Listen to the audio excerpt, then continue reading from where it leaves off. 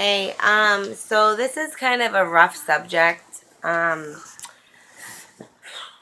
by the way, sorry, just woke up. So drugs. They are a huge epidemic these days with kids.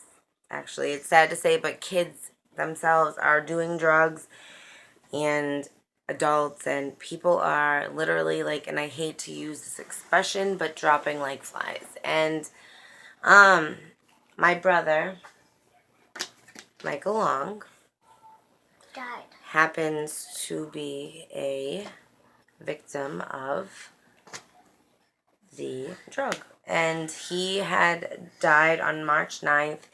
We just had recently had his services this past Sunday and Monday. Um, he was the most amazing person in the world, but he didn't have a lot of support. If he had a lot of support, I feel like he would have been able to fight through this disease. And yes, for the people, like contrary to what they believe, it is a disease. And I think that I don't know. My kids right now, they are preschool and first grade. So I feel like, give it 5 years and they're going to be introduced to this stuff. I want them to always know peer pressure is a no. They can talk to me about anything. It just seems like it's just getting younger and younger when it comes to ages and drugs, and the death rates are becoming more and more, and they're becoming higher and higher. It's horrible. My brother was such a good person, a good uncle, a good father. He was my hero.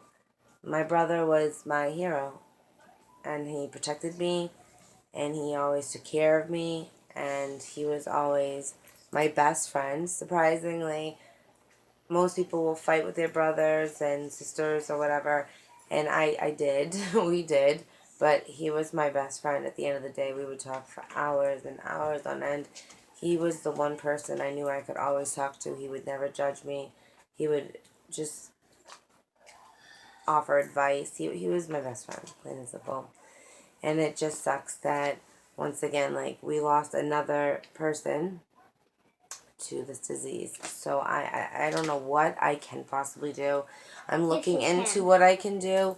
I'm looking into what I can do, and I'm looking into how I can just offer my time and my work just to be able to volunteer for something.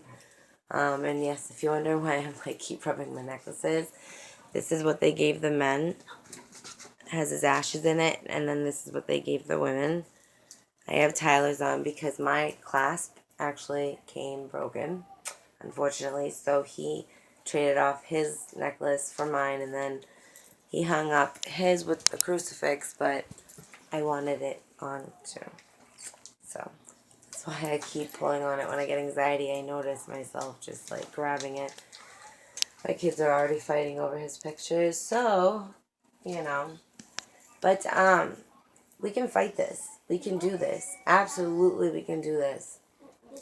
It's going to take a lot of work, and it's going to take unity. It's going to take people to step up and do things and take time out of their day, and it's going to have to be volunteer work. But you know what? We can do this. And at the end of the day, if this was your son, your daughter, your best friend, someone you loved, would you want to lose them? Or would you want to step foot and actually try to make a difference? Because I know that I am. I've been looking into it, and I want to make sure that I can at least if I try to do something. I mean, every day on Facebook, my Facebook has turned into an obituary. My Facebook has turned into, look on Facebook in the morning to see which one of your friends, confidants, your family, which one has passed away today. That's not what that's supposed to be. That is not what that's supposed to be. And my children are growing up, and they're going to be, brought into a generation where it's like the norm to pass away from drugs. It's not. I'm changing it. I don't know how, but I'm going to. I'm going to make sure I do. But everybody needs to help each other, and everybody needs to stand together, and everybody needs to rely, trust everything. And I know this sounds corny to some